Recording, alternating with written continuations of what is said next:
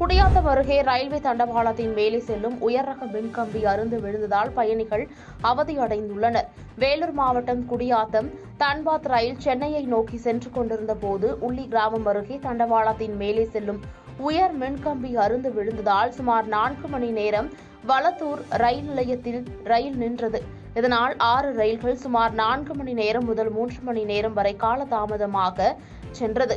இந்த பகுதிகளில் எந்த ஒரு வசதியும் இல்லாததால் பயணிகள் தண்ணீர் மற்றும் உணவு இல்லாமல் அவதிக்குள்ளாகினர். இதனால் எந்த ஒரு அசம்பாவிதங்களும் ஏற்படவில்லை என ரயில்வே நிர்வாகம் தெரிவித்துள்ளது. பாதகம் செய்பவரை கண்டால் நாம் பயங்கொள்ளலாகாது பாப்பா, மோதி மிதித்து விடு பாப்பா, அவர் முகத்தில் உமிழ்ந்து விடு பாப்பா. அண்மை செய்திகளை உடனுக்குடன் தெரிந்து கொள்ள இணைந்திருங்கள் இயம்நாடு தொலைக்காட்சியுடன்.